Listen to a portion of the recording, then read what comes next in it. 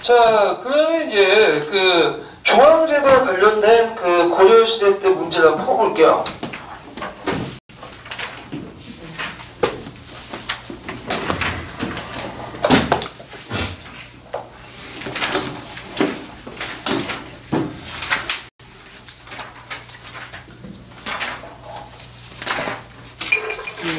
관련된 문제가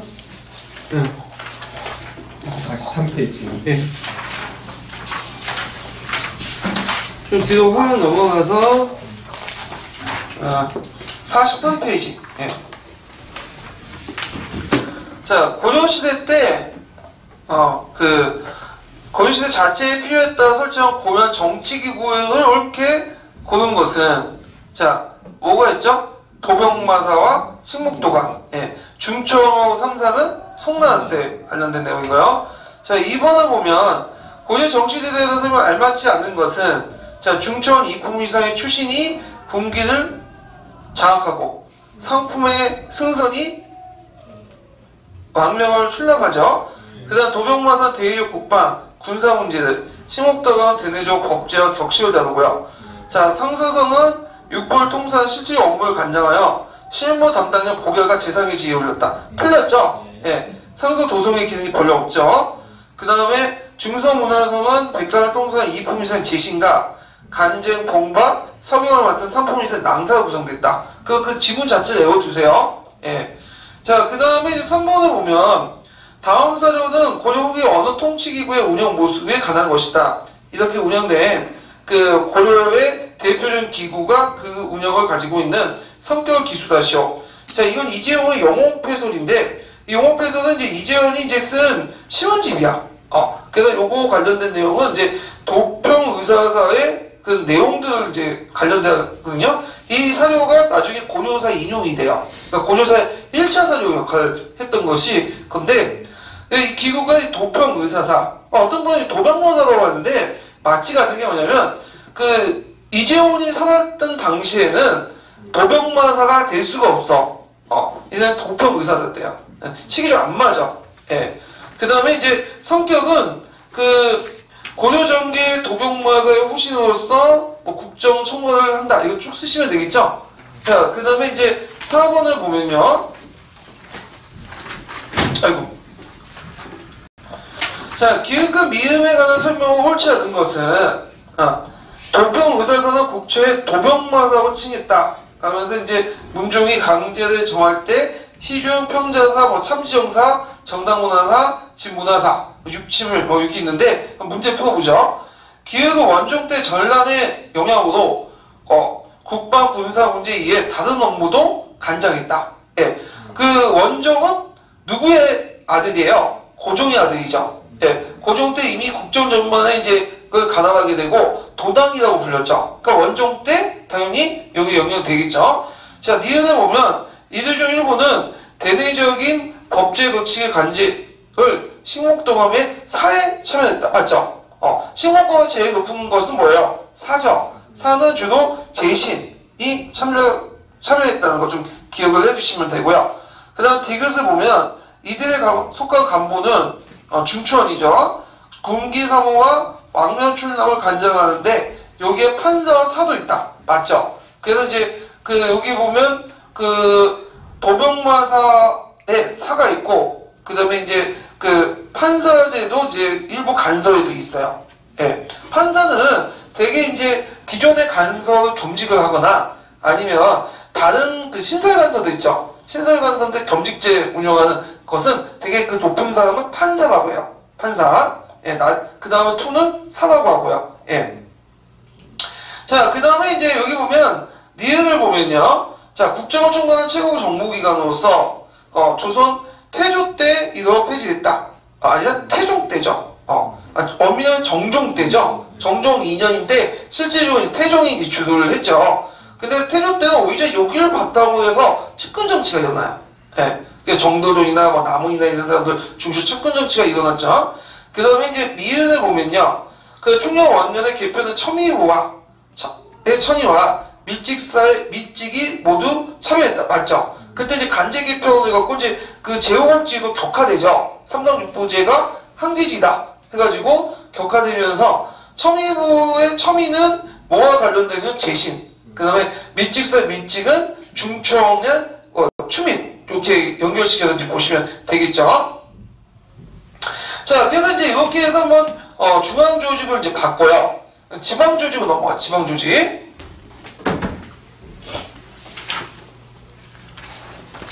지방 조직은 뭐 그렇게 인용이 나오는 부분은 거의 없어요. 그래서 이제 내용적으로 파악하고 이제 넘어가는 것도 좋을 것 같은데, 자, 지방 제도를 이제 볼게요.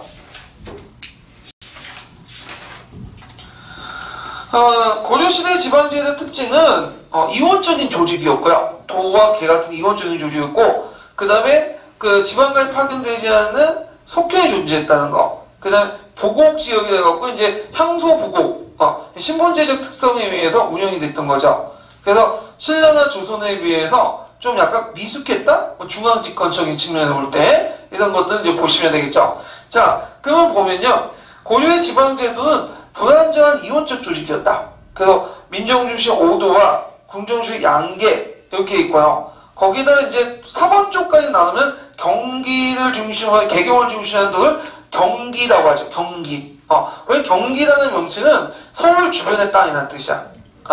그래서 이제 그 개경 시대를 중심으로 했고, 오늘날 그 경기 북부와 항해남도 남부의 일부 이런 것들을 경기 지역이라고 했죠. 자, 하여튼 민정주시 5도가 있었고 군정주시 양계가 존재하고 있었다. 그 두 번째로는 중앙의 지방 통제력이 약했죠.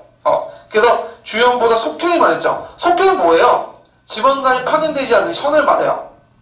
그래서 있는데 또 여기 있고, 그 다음에 속현은 주로 지방고족들이 향리와 지배를 했는데, 주연보는 이제 여기에서 보면 되게 지방간이 파견된 현이 인구가 많은 현이 아니에요.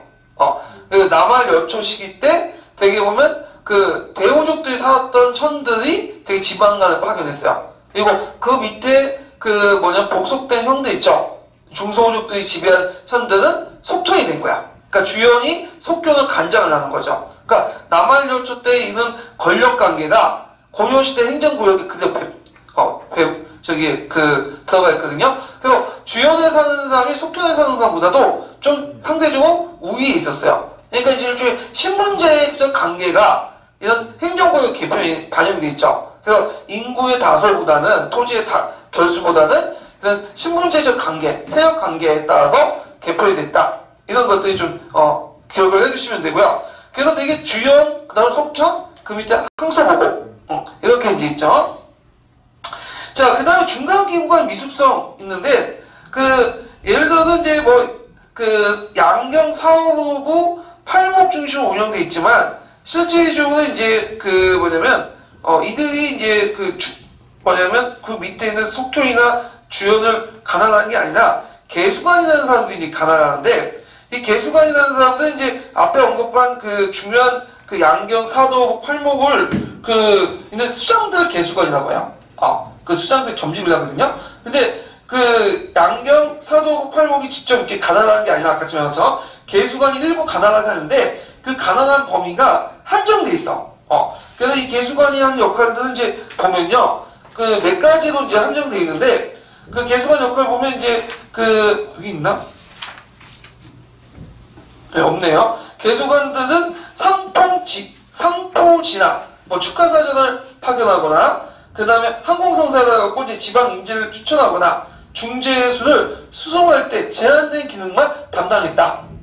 그래서 이제 개수관들은 옆에 보조해주고 일부 기능은 총괄했지만, 완전히 그 밑에 있는 주연과 속현 간의 상하관계는 아니었어요. 풍대는 없지만 상하관계는 아니죠. 협력관계야. 그러니까 우리 시골 때 하시면, 거기 이제 학교에 가보면, 예를 들어서 연교부의 개원이라면 연구 부장이 있잖아요. 이 두 개의 상하관계죠. 근데 연구부 개원하고 교무부 부장하고 관계는 뭐야? 직급만 좀 높을 뿐이지, 이게 평등한 관계잖아. 그런 관계야.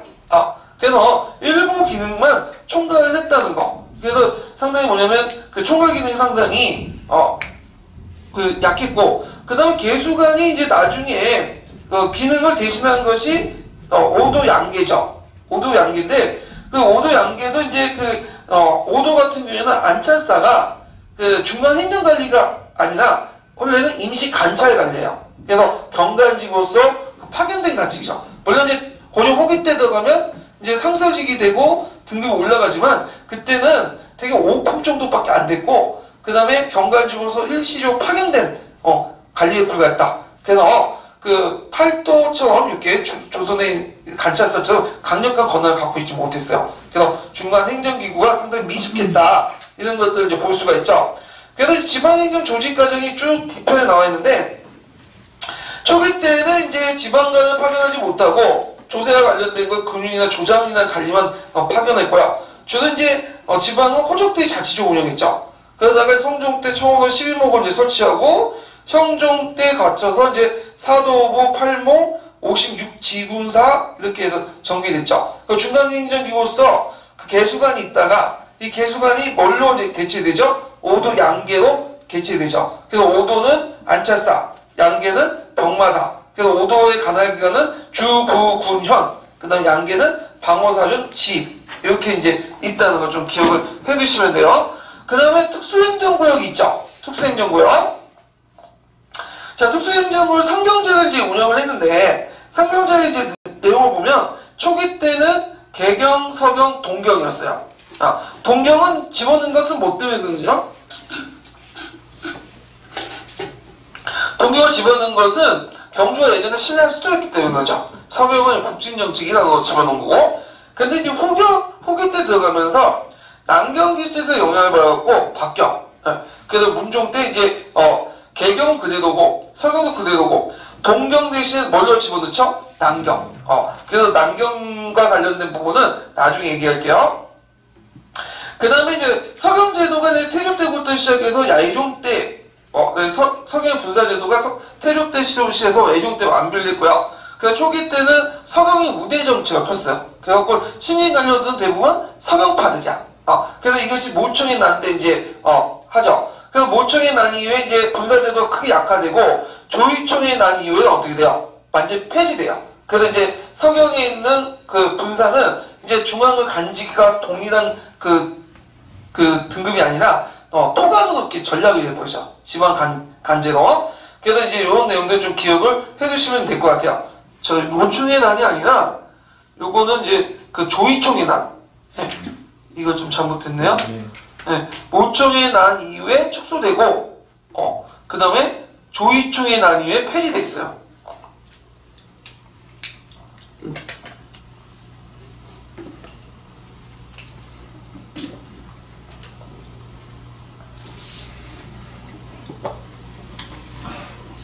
예, 좀 수정해 주시고요. 자, 그 다음 주연과 속현의 관계는 아까 주연의 이제 외관이 파견된 각 군현을 주연, 그 다음에 주군 이렇게 하고 그 속해 있는 간직은 속군, 속현인데 그 관계가 인구의 다소나 토지의 결수가 아니라 신분적인 계층 관계에 따라서 그런 것을 했다. 그래서 신분적 예속 관계에 속했다. 그 기억을 해두시면 돼요. 그래서 심지어 어떤 경우가 있냐면 그 주현이 속군을 지배하는 경우가 있어요. 보통 현이 되게 크고 현이 좀 작고 군이 크잖아요. 근데 인구가 큰 군이 속군이 되고 그 다음에 인구가 작은 현이 관리가 파견돼서 지배하는 형이 되는 거야.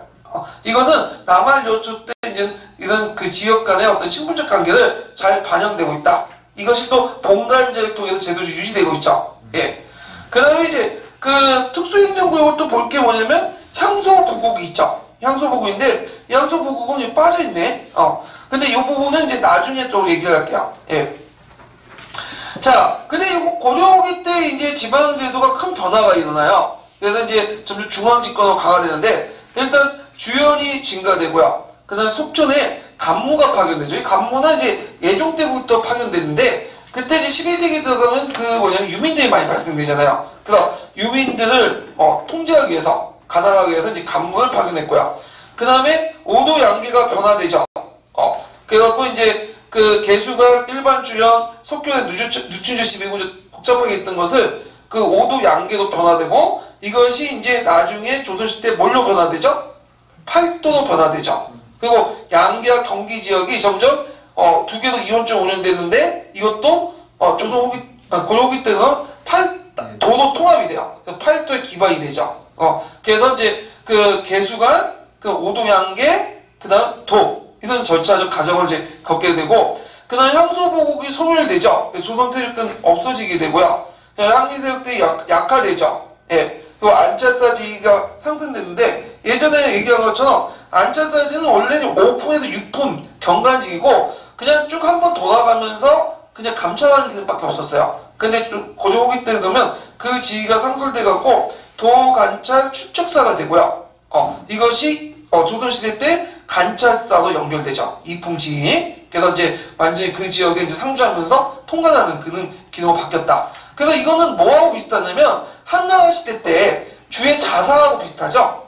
한 문제 원래 자산 파견할 때는 뭐예요? 상설직이 아니라 주로 감찰하는 역할을 파견한 건데 지위는 낮았고, 근데 이제 전환 말기 때 후한 넘어가면 이제 뭐예요? 주의 자사의 지위가 올라가죠. 그래서 주가 일종의 감찰구역이 아니라 상위 행정구역으로 바뀌게 되잖아요. 그 자사가 이제 군사권까지 장악을 하게 되죠. 그거 좀 비슷하게 보시면 될 것 같아요. 자, 그러면 지도서에서 그 관련된 내용을 볼게요. 지도서 257페이지 보세요.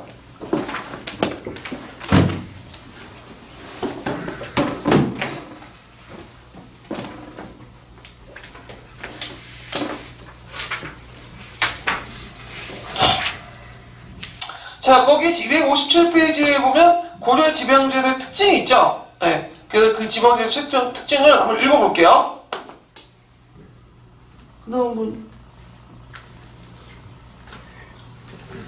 고려의 지방제도는 9년제를 기본으로 하지만 조선시대와 비교해 볼 때 몇 가지 차이점을 보여준다. 첫째, 고려의 지방제도는 앞선 시기의 신라나 다음 시기인 조선에 비해 불완전한 이원적 조직이었다. 즉 외형상 신라의 구주나 조선의 팔도와 같은 일원적인 조직을 갖추지 못하였고, 민정 중심의 오도와 군정 중심의 양계의 이원적 조직으로 편제되어 있었다. 둘째, 중앙의 통제력이 지방에까지 속속들이 미치지 못하는 취약성이 있었다. 고려시대에는 모든 군현에 지방관을 파견하지 못하여 중앙에서 지방관을 파견하지 않은 군현이 광범하게 존재하였다. 이러한 속현은 지방관이 파견된 주변의 지방관을 통해 지방 호족이나 향리들의 실질적 지배하에 있었으며 그 수도 주변보다 훨씬 많았다. 셋째, 중간 행정기구의 미숙성을 들 수 있다. 고려 초기의 지방 행정은 양경, 사도호, 팔목을 중심으로 운영되었다. 즉 개수관이라 칭하는 이들 지방 수령과 중앙관청이 직접 연결되어 있었다. 따라서 오도의 안찰사는 지방 행정을 담당하는 중간적인 행정관이 아니라 중앙관으로서 지방을 순시하고 감찰하는 관리였다. 그런 점에서 조선시대의 민정과 군정의 전권을 장악했던 관찰사와는 격이 달랐다. 예. 자, 그 다음에 이제 고려의 군사제도를 볼게요. 군사제도를.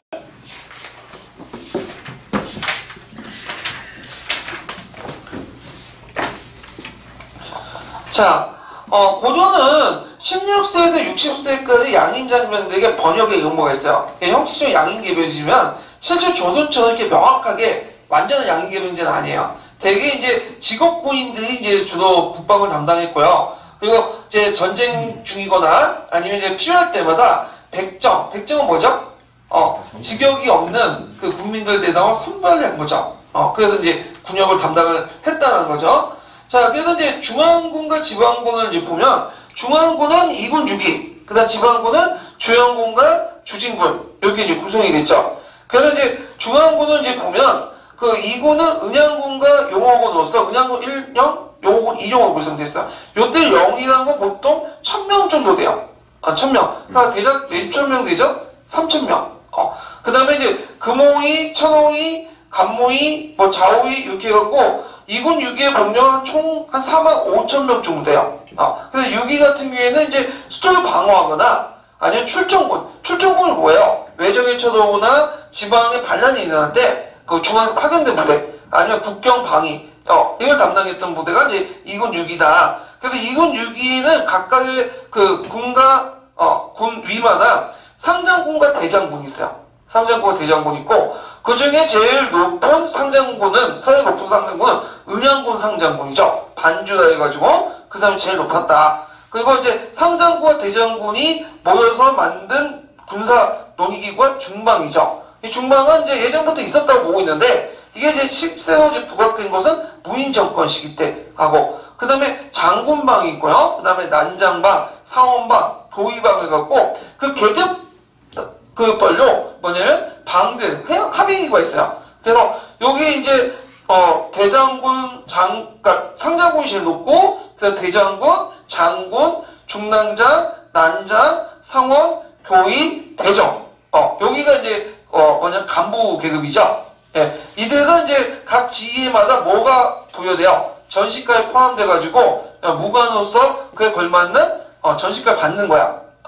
그리고 그 밑에 이제 일반 군인들이 있고요. 그 이제 지위는, 제가 이제 북송 카페에 가보시면, 지위가 있어. 지위가. 그래서 이제 장군 있고, 대장군, 상장군, 제가 상장군이고요. 운영자가 대장군이고, 그 다음에 장군이 있고, 그 다음에 이제 그 밑에 이제 뭐냐면, 중랑장, 교리, 대정, 이런 식으로 나눠져 있는데, 요건 이제 제가 이제 예전에 무인시대에 보고 너무 이제 좋아해가지고 갖다 붙인 거야. 그래서 재미삼아. 자, 그 다음에 지방에는 주영군과 주진군인데, 주영군은 이제 일종의 오도를 하는 건데, 예비군이에요. 백정으로 구성이 되어 있죠. 그래서 주진군은 이제 북방에 있는 상비군이죠. 예. 그래갖고 이제 그 밑에 병마사 가나다 있고, 있다는 거. 도령이나 장교 밑에 예속돼 있고요. 그 다음에 이제 또 주영군 안에는 또, 보승 정영군이 있죠. 그래서 보병, 기병을 갖고, 또 일품군, 노역 담당하는 부대가 있고요. 민망이 비슷한 이품군, 삼품군도 있어요. 이런 1품군, 2품군, 3품군들은 주로 누가 담당하냐면 향리들이 이끄는 부대야. 그래서 노역을 담당하는 좀 공병부대? 그래서 이제 주진군이 좀 세고 주영군은 좀 약해요. 이런 것도 있다. 예. 그래서 이제 있고요. 특수군은 이제 강군사라고 권한을 대비한 부대가 있죠. 강군. 그 다음에 숙종 때 만든 여진을 대비한 별무반이 있고요. 그 다음에 이제 무신정권기 때 아별초, 삼별초 그런 것들이 있는데, 이거는 무신정권기 때 이제 보시면 되고요. 그래서 대개 보면 고려시대 때 군사제도, 2군 6기 체제를 봤던 고려 군사제도는 무인정권기까지만 해도 유지가 됐어요. 근데 무인정권기가 되면서 이제 무인정권기에 새로운 야별초라든지 등 상별초, 이런 것들 만들고, 그 다음에 이런 만들면서 도방 이런 걸 만들면서 2군 6기의 핵심 병력들을 지사병으로 또는 삼별초로 다 뽑아낸 거야. 그러니까 이제 2군 6기는 형식상만 있고 실제로 힘이 되게 약해진 거야. 예. 그래갖고 이제 무너지기 시작하는데, 그래서 이제 고려 후기 때는 원나라에 또 영향을 받았고 만호제니 이런 것들이 또 들어오게 되죠. 간제들이요. 예. 자, 그러면 그 군대 중앙군을 구성하는 이제 사람들이 어떤 것이냐 따라서 군반제설과 부병제설 이렇게 나눴어요. 물론 이제 장군을 비롯한 이제 핵심 간부들은 되게 어디에 포함되어 있죠? 전시가에 포함되고 직업 군인들인데 밑에 사병들 있잖아. 하사관이나 이런 사람들. 이런 사람은 출신성은 뭐냐? 그래서 이제 두 가지 설이 있어요. 군반제설, 부병제설. 그래서 이제 부병제설은 뭐냐면 중앙군의 일반 병사들은 일반 농민들로 구성되어 있다. 그래서 이들은 이제 당나라 처럼 군인전을 지급받고 그 대신에 일반 병사군이 이제 들어가서 한다. 그런 설인데, 그래서 이제 군역의 대가로 얘네는 군인전을 지급받았다. 근데 요때 이제 군인전이라는 건 좀 볼 게 뭐냐면 지금처럼 수조권을 주는 게 아니라 그 당시에는 자기 토지에 면세권을 주는 거야. 면세를 설정해 주거나 아니면 이제 자기 땅에다가 이제 장정들이 와서, 옆에 있는 장정들이 와서, 이웃들이 와서 일을 해주는 거야. 그래서 예전처럼 조선시대 면포를 주는 게 아니라요, 일을 대신해 주는 거야. 그런 식으로 이제 해석을 해야 돼요. 수조지라고 이제 볼 수는 없어요. 이 군인전은. 자, 근데 군반제에서는 뭐냐면, 이거는 이제 경고는, 그러니까 군반제는 뭐냐면, 일종의 농민과 다른 군호라는 군족에 등록돼 있고, 군역이 세습돼서 군인으로서 특수한 신분층이 형성됐다는 거야. 그러니까 일반 백정보다는 좀 약간 상위 계층이죠. 그래서 이들은 군인전을 지급받는데, 요때 군인전이라는 것은 전시과와 마찬가지로 수주를 받는 거야. 수주를 받고, 그리고 그 경작은 양호에게 맡겼다. 일반 농민들이 이제 땅에다가 수주지 설정해서 양호들이 이제 그 생산된 것들 일부를 그 세금을 갖다 바치는 거죠. 일종의 직업군인설이죠. 예. 그래서 이제 이 군반제설인데 요 두 가지 설을 서로 합쳐놓은 게 있어. 이게 뭐냐면 경해군 홍성제설이에요.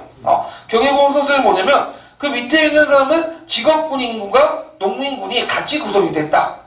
그래서 이제 보통 책에서는 그 경해군 홍성제설이 많이 적혀 있어요. 물론 일부 책에서는 그 부병제설, 군반제설 적어놓은 것도 있지만 되게 학계의 주요 관점은 경해군 홍성제설이다. 그래갖고 이제 경해군 홍성제설도 이제 그 포셈에 보면 그 상층지휘관과 하급지휘관은 농민국 구성견해와 뭐 그 하층 병사들은 농민국과 직업군을 구성하는데 등등등 있는데 요거까지는 할 필요 없을 것 같아요. 예, 그냥 그 직업군인과 농민군이 같이 겸했다. 주로 관점이 경해군 홍성제설 이렇게 좀 기억을 해두시면 될 것 같고요. 자, 지도서 257페이지, 258페이지의 내용을 한번 읽어볼게요.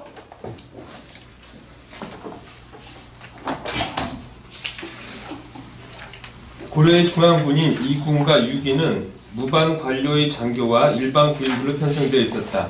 이 가운데 군인은 45령으로 4만 5천 명으로 정교했는데 이들은 흔히 군반시족이라는 이름의 출신자들로 구성되어 있다고 이해되고 있다.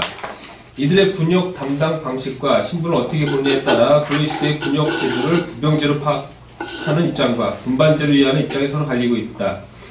고려의 병제를 부병제로 이해하는 근거로는 군반 시족이 농민으로서 농병일치의 제도가 시행되어 있었고 군역의 대가로 군인전이 지급되고 있었다는 점, 농민이 곧 군인이었으므로 이들은 상봉과 비번을 나누어 교대로 수도에 번상했다는 점을 들고 있다. 고려의 병제를 군반제로 파악하는 입장에 따르면 경군을 혼성한 군반의 기호는 후삼국시대 호족들, 특히 왕건과 그에 협력한 호족들의 예하 군인이었으며 이들은 농민과는 다른 군적에 등록되고 군역을 세습하여 군인으로서의 특수한 신분층을 이루게 되었다는 것이다. 경군이 군인전을 지급받았지만 그 경작은 양호에게 맡겨져 경영되었다. 이런 점에서 경군은 향리나 이속과 견줄 수 있는 사회적 신분층으로서 중간계층으로 이해될 수 있다는 것이다. 이들에 대한 토지 급여가 전시과 내에 포함되어 있는 것도 그 때문으로 보고 있는 것이다. 한편 이러한 주장과는 달리 경외군 혼성제설이 제기되었다. 이에 따르면 고려 정기의 중앙군은 개경에 거주하는 비교적 소규모의 전업적인 특수 군인층인 경군과 윤번제를 입역하는 대다수의 지방 농민군인 외군, 즉 보순군과 정순군으로 혼합 편성되어 있었으며 전자에게는 전시과 제도에 따라 수조지로서의 군인전이 지급된 반면 후자에게는 복역 중인 군인호의 생계 보조자인 양호가 군인 1호당 2명씩 배정되었다고 하였다. 그래서 이제 그 보통 우리가 이제 그 조선시대 때는 군대 가는 정군에 대비해가지고, 뭘 주죠? 면포를 주죠. 근데 얘네들은, 고려시대는 면포를 준 게 아니라 면포도 없었고, 그 대신은 양호다 해갖고 대신 일하는 사람을 배정받아요. 이게 좀 차이가 있어. 고려와 조선이. 자, 그래서 이제 있고, 뒤에 넘어가서요. 그 문벌사의 귀족성립과 동요를 보죠. 이제 고려 중기 때는 이제 넘어가는데, 이때 고려 중기 때 이제 지배층은 어떤 계층들이죠? 문벌 귀족들이죠. 근데 문벌 귀족들은 예전에 지방 호족들이나 그다음 계곡공신, 신라 육두폰 계열 이들이 가호와 공료를 받아서 중앙관로 올라오고 그것이 3대 이상 되면 문벌 귀족이 돼요. 그래서 이제 새로운 신진세력도 등용하지만 이들도 한 3대나 되면 어떻게 돼요? 문벌 귀족이 돼요. 그래서 이제 이 문벌 귀족들은 조선시대 양반보다도 좀 폭이 좁아. 양반은 전국 각지에 살고 있었죠. 조선시대 양반은. 근데 그 고려시대 문벌 귀족은 개경 부근에 몰려 살았어. 왜냐면 이제 문벌 귀족들은 그 자기 본관을 떠나가지고 올라올 수 있었잖아요. 그래서 이들이 본관에서 떠나서 한 2대, 3대 나면 문벌 귀족층이 돼요. 그래서 조선시대의 어떤 양반층보다도 좀 중앙에 몰려 살았고 그 수가 적었다. 이런 것들 좀 기억을 해두시면 되고요. 자, 문벌 귀족들은 정치면에서는 가과 음서를 통해서 간직을 독점을 했고 그 다음에 경제적으로는 가정과 공주를 받았고요. 그 다음에 결혼도 자기끼리 했죠. 통혼권 형성에서 이제 귀족 상호간, 왕실 간의 통혼권 형성이었는데, 그 중에 제일 좋은 집안은 뭐예요? 왕실이죠. 그래서 이제, 그때 이제 그 문벌 귀족들 보면, 최중의 해주 최씨, 윤간의 파평 윤씨, 김부시의 경주 김씨, 그 다음에 양산 김씨, 진주 이씨, 딱 들어서, 이거 우리 집안이나 하면, 예전에 핏줄이 좋은 집안이에요. 예, 이런 집안들은. 예. 그래서 이 왕실도 보면, 그 근친혼이 얘기해줬다고 해요, 근친혼이. 예. 근친혼인데, 이게 좀 특이한 게 뭐냐면, 왕자 같은 경우에는 다른 그 성씨와 결혼할 수 있어요. 근데 이제 여자 같은 경우에는 이상하게 왕씨만이 결혼해. 물론 아주 예외적인 경우는 있는데, 문인정권 때, 그건 아주 예외적인 거고, 그 이유에 대해서는 아직까지 학계는 잘 모르고 있어요. 재산을 빠져나갈 수 있다, 뭐, 이런 식으로 이제 하는데, 하여튼 뭐, 특징들이 있다는 거. 그렇지만 이런 그 귀족사회 내에서도 분열이 나죠. 정치 권력이나 독점을 둘러싸고, 문벌 귀족 간의 대립이 나고, 신진 사역과 기존의, 세력 간 대립이 나는데, 이게 표출된 내용이 뭐냐면, 이자견환과 노총의 서경천 노동이에요. 그래서 이제, 원래 이제, 문벌 귀족들은 개경 세력들이죠. 근데 이제 개경 세력이 커지니까, 왕권은 이제 위협을 느낀 거야. 그래서 왕권 강화해서 새로운 신진 세력들을 등용하는데, 되게 신진 세력들은 어떤 세력들일까요? 세력이 등장한. 서경에 뭘 실시했다 했죠? 서경 우도의 정치가 있죠. 서경 세력들 등용하는 거예요. 그래서 신진 세력들은 서경 세력이야. 그래서 이들이 이제 측근 세력들이 되는 거죠. 예. 그래갖고 이제 요 내용들, 그래서 서경 세력, 측근 세력과, 그 다음에 개경의 그런 귀족 세력과의 충돌, 이런 것들이 이제 이자견난과 모층의 서경천도 운동을 통해서 표출됐다. 이렇게 이제 보시면 되겠죠. 자, 그러면, 이제 구체적인 내용을 한번 이제 니베르 교과서 한번 정리를 하고 개관하고 내용을 들어가보죠. 자, 니베르 교과서 79페이지 펴보세요.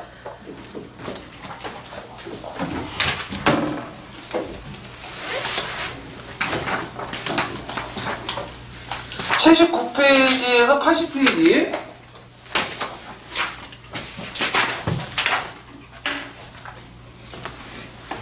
좀 읽지만 이제 여기가 이제 문벌귀족 사회 형성부터 해갖고 모총의 서경청도 운동까지 쭉 내용이 있거든요.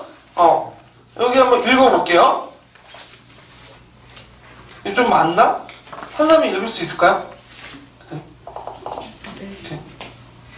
성종 이후 중앙 집권적인 국가 체제가 확립됨에 따라 지방 호족 출신으로 중앙 관료가 된 계열과 신라 육도청 계통의 유학자들을 중심으로 문벌 귀족 사회가 형성되었다.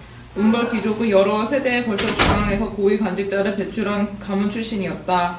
이들은 중서문화상과 중추만의 재신이 되어 전국을 주도하였으며 과거와 은서를 통해 자손들이 관직에 진출하여 정치 권력을 독점해 나갔다.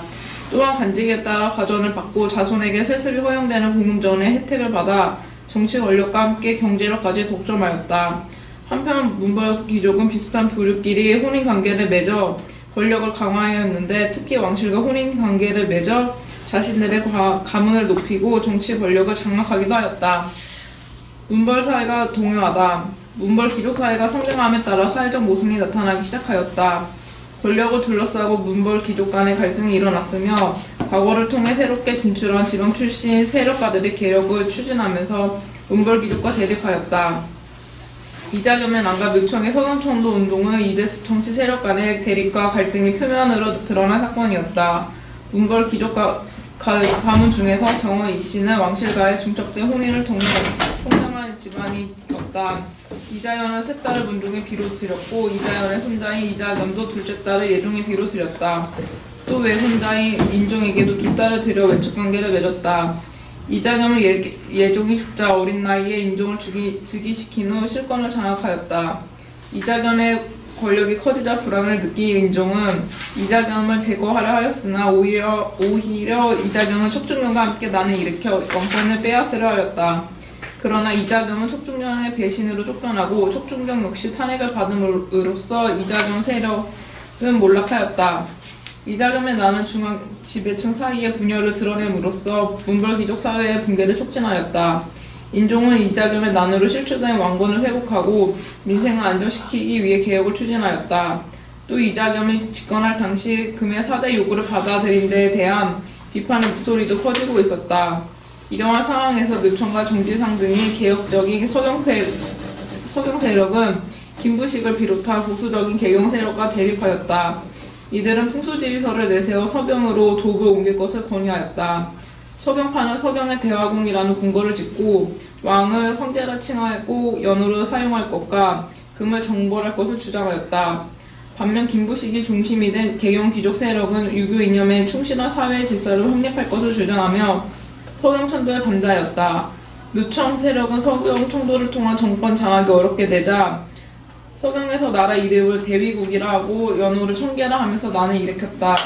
그러나 김부식이 이끈 강군의 공격으로 약 1년 만에 진압되었다. 예, 여기까지요. 여기 편집본 같은 경우에는 이 뒷부분이 빠졌어요. 81페이지에서 83페이지까지 빠졌거든요. 그 요 부분은 그 저 개별책 있죠. 개별책 올려놓은 거 있어요. 리베이드 교과서 이렇게 해서 편집하다 좀 빠진 것 같아요. 이렇게 그래서 끼워 놓으시는 게 좋을 것 같아요. 그래서 그 편집본 보시면 이게 이제 보기 편한데 편집하신 분이 실수로 몇 페이지를 빠뜨리는 부분이 있거든요. 그럴 경우에는 개별 교과서 PDF 파일이 있어요. 거기 다운받아갖고 그 부분만 출력해갖고 첨부를 좀 해주시는 게 좋을 것 같아요. 자, 그러면 한번 구체적 내용을 이제 들어가 보죠. 자, 기존정치 전개 시기가 이제 되게 문정부터 해갖고 이제 인종 때까지 이제 그 내용을 보는데 여기에는 문벌귀족과 왕권에 대해 그 문벌귀족 개경파, 왕권은 서경파와 그다음 측근세력들 이렇게 이제 했죠. 그래서 이제 되게 보면 그 왕권을 이제 강화하기 위해서 되게 유교의 통치 이념을 내세우고 불교를 통합하려고 했어요. 그걸 통해서 이제 사회적인 어떤 그 뭐냐면 혼란을 해소하려고 했죠. 특히 문벌귀족 시대의 특징은 뭐냐면 이 문벌귀족이 지방의 대농장을 확대시켜요. 그래서 그때 많은 몰락한 농민들이 발생하고 이 농민들이 곧 유민이 되거든요. 그래서 종전의 공간을 벗어나가지고 뭐냐면 사회 분란을 일으켜 혼란스럽고 그래서 왕 입장에서 그걸 뭐냐면 어떻게든 수습해야 될 거 아니야. 그때 이제 뭘 내세웠냐면 유교 통치 이념을 내세우고 불교를 통합을 해서 그걸 하려고 했다. 그래서 이제 그 상정설 설치하고 삼국사를 편찬하고 간학진흥책을 하고 등등등 위천에 불교 통합운동을 하고 이런 것들과 이제 여기 연결시켜서 보시면 돼요. 그럼 구체적 내용을 보면요. 숙종인데 숙종은 상당히 뭐냐면 허학군주였다고 그래요. 그래서 이제 있는데 요때 그 특징은 외척이었던 이자희가 반란을 일으켰어. 그래서 이자희의 난을 진압을 하고요. 그 다음에 이제 그 국자감의 서적포를 둬서 인쇄 출판을 담당을 하고 있고, 그 다음에 이제 여긴 안 나와있지만 그 당시 이제 그 대각국사 위천을 시켜가지고 법상조를 두고 뭘 통해서 통합시키려고 했죠? 법상조 천태종, 하흥종을 기반으로 천태종을 해갖고 하죠. 그 다음에 이제 주정관을 설치해가지고 원병이나 해동통보 이런 것들 주조를 했다. 이건 누구의 건의를 받았냐면 그 의천의 건의를 받았어. 그 의천이 송나라에 유학 가는 과정에서 송나라한테 동전이 널리 유포돼 있었죠. 그걸 보고 이제 건의를 올린 거죠. 그래서 이제 고려의 그 통화정책 부분은 뒤에 있으니까 보기도 하고요. 그 다음에 이제 숙종 때 좀 기억할 것은 윤간의 벌무반을 창설했다. 누굴 막기 위해서? 여진족들. 근데 이 벌무반 창설을 할 때 단지 벌무반 창설만 딱 하는 게 아니라 그걸 통해서 그 군사력을 어디에 집중시켜서 왕권에. 그래서 이제 그 당시 이제 송나라 때 뭐가 있었죠? 신법이 있었죠. 신법이 있었기 때문에 그 숙종도 송나라 신법을 받아서 신법 정치를 한번 해보려고 했던 거야. 그래서 이걸 통해서 왕권을 강화하려고 했고 그 일환으로 윤간이 벌무반의 창설과 연결됐다. 벌무반은 이제 그 다음에 예종 때 그 뭐냐면 여진족 공격에 이용해서 동북 구성이 설치되죠. 자, 예종을 보죠. 예종은 대외적으로는 여진정벌, 대내적 문화발전을 깼죠. 그래서 이제 간학진흥책을 했는데 왜냐면 그 당시 사학이 널리 확산됐기 때문에 사학이 확산되면 그 국왕 입장에서 별로 안 좋아. 왜 안 좋겠어요? 간학을 통해서 국가 이념이나 통치 이념을 확산시키려고 하는데 사학은 개인이 그 운영하는 거잖아. 그러니까 그런 것들은 별로 차단이 되겠죠. 그리고 사학을 통해 뭐 자주 문생인이 이런 관계들이 형성되고 하니까 이걸 이제 사업을 억제하고 가닥을 진행하기 위해서 국학 7제를 설치했어요. 근데 여기에서 특징이 뭐냐면 무학제를 설치했죠. 보통 6제는 육학이고 1제는 무학제인데 무학제를 왜 설치했냐? 그 당시 이제 여진이나 거란 같은 이제 북방에 위기상이 있으니까 그걸 대비하기 위해서. 근데 그거에 대해서 문신관료들이 반대했기 때문에 결국 폐지했어요. 예. 그래서 이제 잠깐 했던 거고. 그 다음에 이제 천연관과 보문각을 설치하고요. 그 다음에 예의상정소를 해갖고 예의와 격식 등을 유교적 제도를 이제 정했고요. 그 다음에 그때 이제 난민들이 많으니까 뭐예요? 간부를 파견했죠. 그래서 유민들 안무시키고 조세를 면제시키고, 그 다음에 이제 뭐 구제도감이나 세민국을 설치하고 등등이 있고요. 그 다음에 인종 때인데 인종 때가 제일 많이 많았어. 인종 때가 나름대로 이제 업종은 이제 있었는데 요때 이제 뭐가 있었죠? 이자기문화 같은 게 있었죠. 예, 묘청의 난이나. 자, 인종 때 업종은 이제 아까 책에도 읽은 것처럼 삼국사기 편찬. 삼국사기 편찬은 언제 때 편찬된 거예요? 묘청 때. 난 이후에. 그래서 삼국사기는 이제 김부식이 편찬했는데 왜 편찬했냐? 자, 그때 이제 묘청이 내걸었던 게 뭐죠? 풍수 도창 같은 서경길지설 이런 것들이잖아. 그게 많은 사람들이 민심이 뭐냐면 이걸 막고 동조를 했어. 그러니까 안 되겠다. 이거 대신에 유교적인 어떤 이념을 표방해야겠다. 그리고 묘청의 난 이후에 사회훈련을 좀 분야로 수습해야겠다. 그런 측면에서 이제 삼국사기를 편찬한 거죠. 그래서 삼국사기의 편찬 시기 정확히 외워두셔야죠. 묘청의 난과 무신정변 사이에 중간에 있는 거야.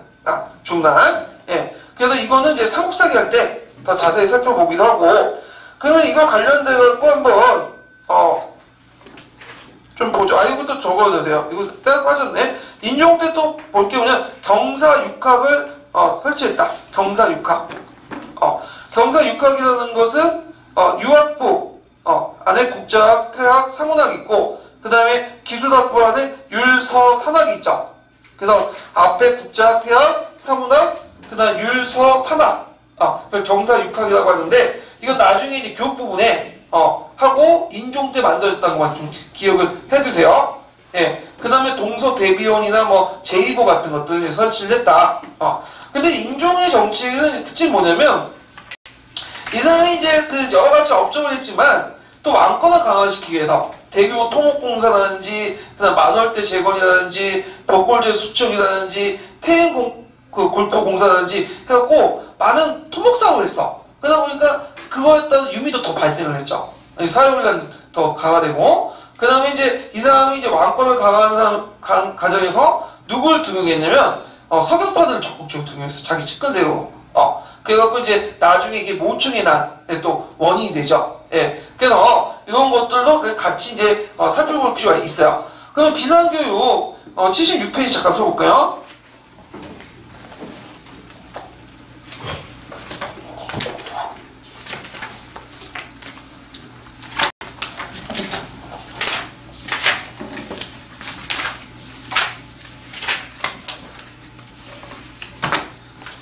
자, 그때 이제 비상교육의 76페이지 보면 문벌 기족과 이제 이자교육 난이 있고, 요게는 볼 게 뭐냐면 이제 그 당시 문벌 기족들의 보수화 경향을 볼 수 있어요. 보통 11세기 대외정책 볼 때 이제 문벌 기족 보수화인데, 이 사람들이 이제 내걸었던 것은 현상 유지 정책이야.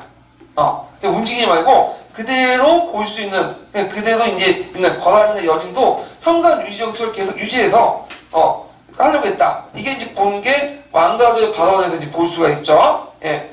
그 다음에 이자겸의 왕실 계보도 좀 파악을 해주세요. 경원 이시가문이 이제 80년 동안 10명의 왕비를 배출했고요. 이제 뒤에서 보면 이자겸이 예종의 둘째 딸 왕비를 보내고, 외손자 인종의 셋째 딸, 넷째 딸을 보냈다. 이거 족보가 좀 이상하죠? 어느 놈은 풍가의 집안이야. 자기 이모하고 결혼했잖아. 근친혼이 있었는데, 고려 시대 때는 그 근친혼들이 되게 많았어요. 예. 그런 것들 좀 기억을 해두시면 될 것 같아요. 예. 그래서 경원 이시 이자겸 이자겸이 상당히 이제 뭐냐면 권력이 커졌고, 결국에는 이제 측근 세력들을, 이자겸 세력들이 강해지니까 이제 국왕이 뭐예요? 자신의 측근 세력들을 결집을 시키죠. 그러니까 이자겸이 이제 그 측근 세력들을 제거하고, 심지어는 이제 왕을 자기 집에 모셔다 유폐시켜 놓고 왕권까지 이제 노리다가 척추경으로 갈라지면서 이제 뭐냐면 제거당하죠. 예, 그런 내용이 있는데 그러면 요거 한번 읽어볼게요. 그냥 문벌기준 보수와 이자겸난에서 두 번째 단락만 해볼까요? 한 편까지요. 누가 읽어보실까요? 한편 여진이 국경을 침입하였을 때 대부분의 몽골 귀족은 현상 유지를 주장하였다. 이러한 상황에서 후성을 돌려주고 여진 정벌이 성공을 거두지 못하자 보수적 몽골 귀족은 윤건을 관직에서 물러나게 하고 자신들의 정치 권력을 더욱 강화하였다.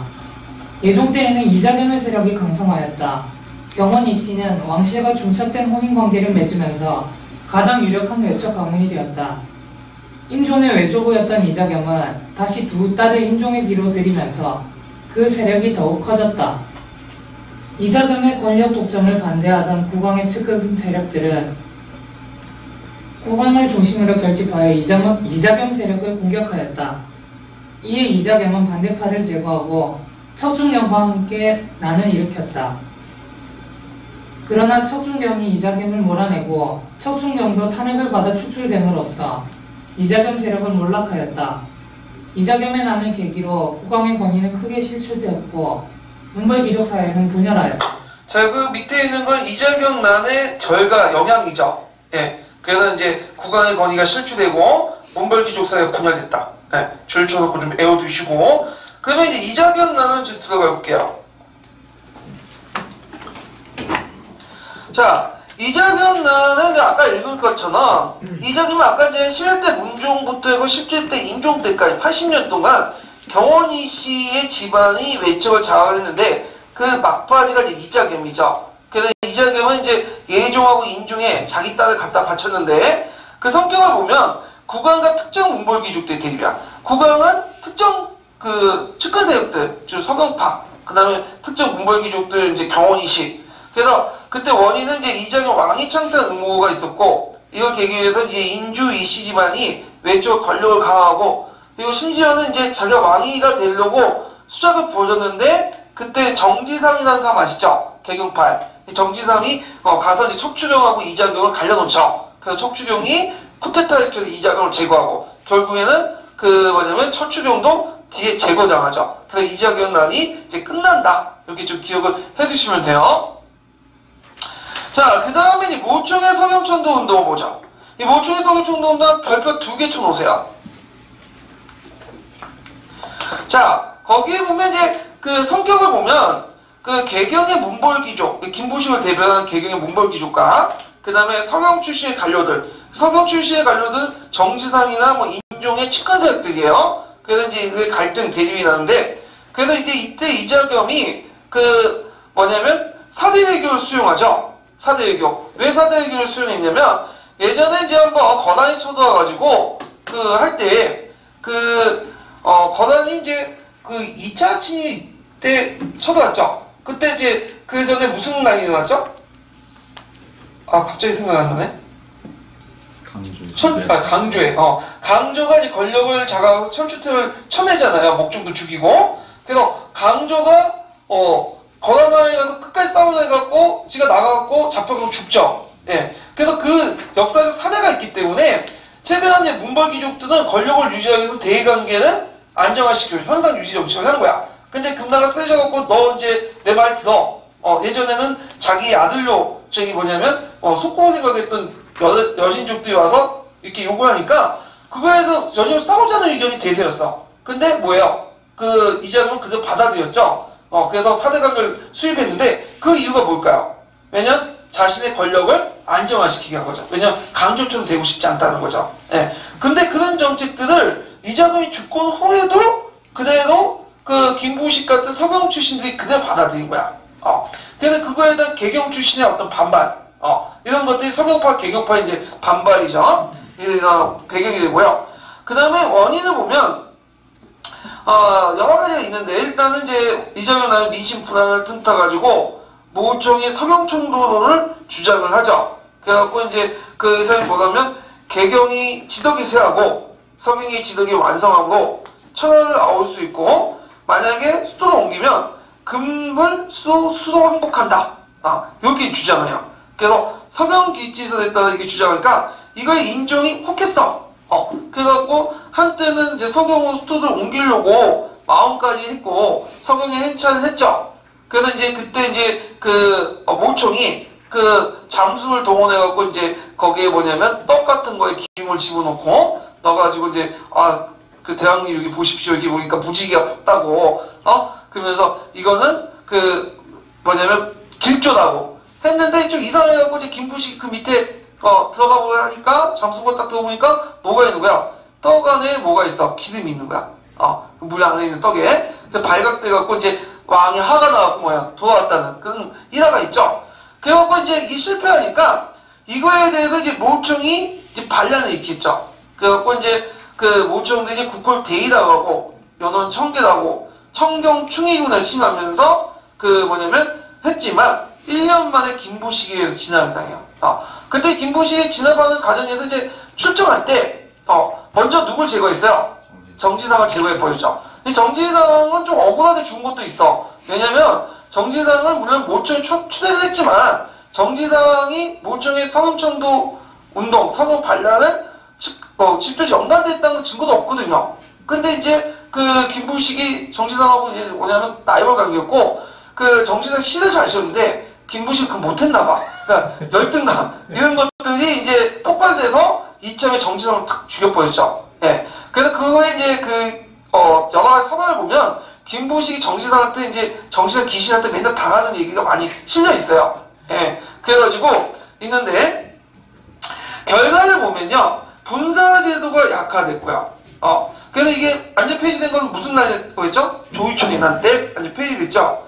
그 다음에 서경세력이 몰락됐죠. 그래서 이제 새로운 신진세력의 어떤 공급 총리였던 서경세력 때문에 몰락했고 예전에는 우대를 받았는데 이때부터 차별받기 시작해요. 그래서 이 차별이 받으면서 일어난 것이 조의총연난이야. 그래서 조의총연나니까 서경이 처음부터 끝까지 차별받았다 이렇게 생각하는 게 아니라 예전에는 우대를 받았는데 권력에서 박탈하니까 박탈감이 너무 심한 거예요. 이거는 이제 그 조선시대 때 홍경래나라고는 뭐냐면 비교돼야 돼요. 홍경래는 차별이죠. 얘는 끝까지 차별받았고 이런 우대를 받았다가 차별받으니까 박탈감이 일어난 거. 이렇게 이제 보시면 되겠죠. 자, 그 다음에 예전에는 개경세력과 이제 서경세력이 우리들 서로 비슷했는데 이게 깨졌어. 그래서 이제 개경세력이 커지면서 상대적으로 이제 그 왕권이 약화됐다. 왜냐면 왕권은 이제 서경세력을 동원해서 자기 측근세력을 세우면서 했는데 그게 이제 없어졌잖아요. 예. 그래서 여기서 보면 이자겸의 난과 더불어 귀족세의 폐단의 모습을 드러냈다는 거. 그래서 밑에 이제 서경파와 개경파의 이제 그 성향이나 대의정책 사상들이 있는데 그 중에 좀 눈여볼 게 뭐냐면 그 서경파는 자주적 정통사상, 그 다음에 개경파는 유교사상. 그래서 이제 이걸 그 뭐라고 얘기하냐면 그 신채호는 난가사상이라고 하죠. 난가사상. 그래서 이제 신채호는 이게 모총의 난이 실패된 걸 제일 안타깝게 생각하는 사람. 그래서 이걸 뭐라고 평가했어요? 그 조선 1000년 대사건이다. 그래서 그 이전에는 상당히 진취적이고 이런 기상들이 이 사건을 계기로 해갖고 사대적 빠졌다. 그리고 그걸 진압한 김부식에 대한 증오감을 가지게 되고 당연히 삼국사기는 아주 깎아내리죠. 예. 그래서 이제 있는데 좀 약간은 그 다혈질인 것 같아요. 이 사람도. 자, 그래서 이제 이때 이제 뭐와 관련된 윤원이라는 사람이 나와요. 윤원이. 예전에 한번 시험 문제 나왔어. 그래서 윤원이라는 사람은 누구냐? 윤간의 아들이죠. 윤간은 파편 윤씨 집안이기 때문에 엄밀히 말하면 서경파는 아니에요. 개경에 있는 귀족 출신인데 근데 이제 지금 강남 그 진보도 있잖아요. 그래서 개경파도 다 이 사람들이 개경 보수적인 게 아니라 이쪽 개경파이면 서경적인 성격, 오히려 서경파를 분류하는 사람들이 더 강한 그 사람이 윤간이고 그 아들이 누구다? 윤원이다. 요거 나오고 나서 09년 때 나올 때 되게 요거 넘었어요. 예. 그래서 이제 그 윤간도 그 윤원이도 그 김부식이 원한을 품고 있었는데 이때 이제 그 뭐냐면 그 사이가 안 좋았어요. 윤원이하고 김부식하고. 사이가 안 좋은데 그 밑에 있으니까 보시면 되고 그때 이제 이자겸 모총의 난이 나가니까 이 사람을 이제 자천시켜 버린 거야. 그래갖고 이제 통출됐는데 그래서 이제 그 관련된 내용이 어디 나왔냐면 비상교육이 나와요. 성형천도 들러서 입장 차이도 이제 있는데 비상교육 몇 페이지 보시냐면요. 77페이지 펴보세요.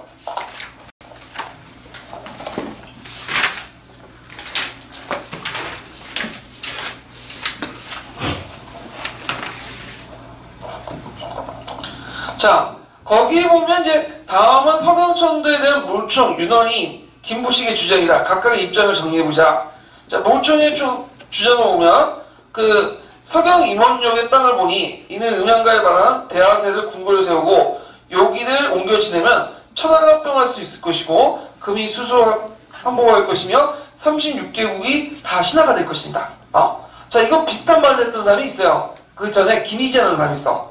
이 사람은 서경규지서를 주장하는 게 아니라 남경규지서를 주장하거든요. 그 전에 그거는 이제 좀 이따 살펴보고 윤원이 연호를 세우고 칭함은 우리의 임금을 높이는 정성을 근본하는 것이니 태조와 송강종이 연호를 세우는 일이고 신라와 발해도 그날이었습니다. 전 대하라는 말에 참여하진 않았고 정치상과 같이 않음을 부하께서 잘 아실 거예요. 이 윤원이의 주장은 연호 사용 주장이에요. 우리도 연호 사용하자. 왜냐면 그때 연호 사용 문제 가지고 옥신각신 했는데 그거에 대해서 김부식이 반대를 했어요. 여기 삼국사에 나와 있는데 그 윤원이의 주장이 예전에 기출문에 나왔던 사별 문제예요. 그 다음에 김부식의 주장을 보자.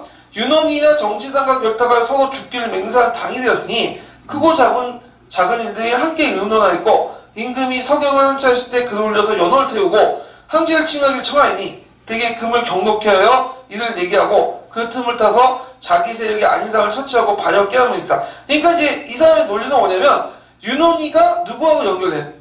정신을 친하고 정신하고 또 누구하고 연결돼 있어요? 모총. 그러니까 이제 윤원이가 모총에 나온 거 관련돼 있다 하면서 쳐낸 거야. 그래서 윤원이가 상당히 이제 김부식하고 사이가 안 좋다는 걸 알 수 있죠. 그래서 파평 윤씨 집안인데도 불구하고 개경파임에도 불구하고 실제는 서경파 쪽의 사람이에요. 윤원이가. 그래갖고 이제 이런 내용들 좀 기억을 해두시면 될 것 같아요. 예. 자, 그래서 이제 이렇게 이제 한번 봤고, 그러면 지도서에 있는 난가사상 부분을 한번 읽고 넘어갈게요. 지도서 259페이지 펴보세요.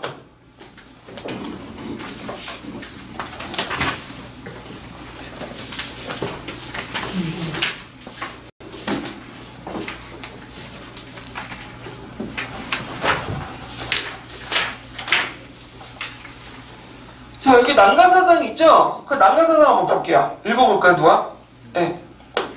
현재 신채호는 1925년 동아일보에 게재한 조선 역사상 1000년 내 제1대 사건이라는 글에서 요청이 일으킨 서경천도 운동의 이면에는 낭불류 세 가지의 쟁투가 감추어져 있었으며 이는 곧 독립당 대 사대당의 싸움이며 진취사상 대 보수사상의 싸움이었다고 주장하였다. 그 결과 낭불 양간을 패퇴하고 유가가 집권하여 민족의 진취적인 기상이 소멸되었다고 보았으며 삼국사기를 그 산물이라고 보았다. 신채호는 신라의 국선이 고구려의 선인과 통한다고 생각하고 화랑은 본래 상고시대 소도재단의 무사로서 당시에 선비라고 일컬어지던 자라고 보았다. 그러므로 우리의 선을 도교의 선으로 오인해서는 안되며 우리의 전통적인 선사상을 난가사상이라 함이 옳다고 하였다.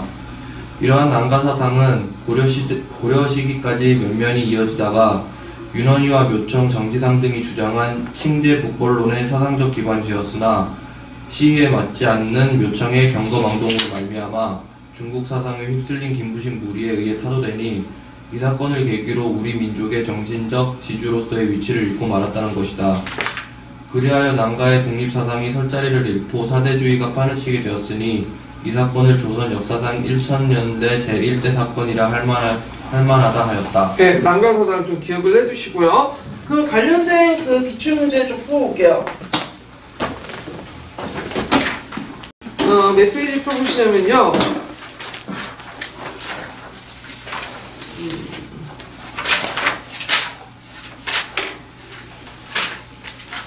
33페이지 4번 문제 보자.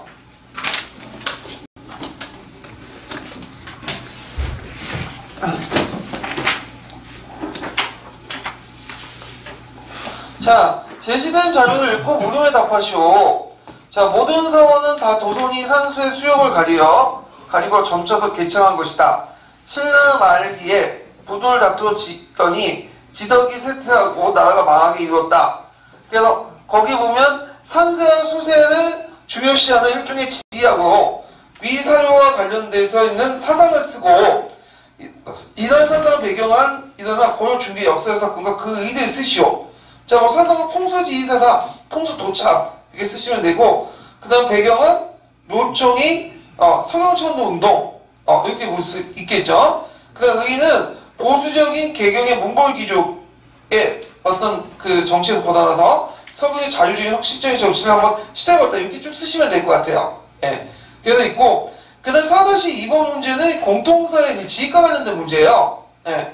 그래갖고 이제 풍수사상의 어떤 긍정적인 면과 부정적인 면인데 우리 그것까지 알 필요 없어요. 예. 이건 지식과 문제니까. 자, 그 다음 그 외에도 그 뭐냐면 그 석영과 관련된 그 노총의 난과 관련된 문제가 뒤에 좀 몇 개 있는데 요거는 풍수지리서 관련되고 나왔기 때문에 풍수지리서 할 때 다시 살펴보기도 하죠. 예. 오늘 여기까지 할게요. 오늘 수고하셨습니다. 감사합니다.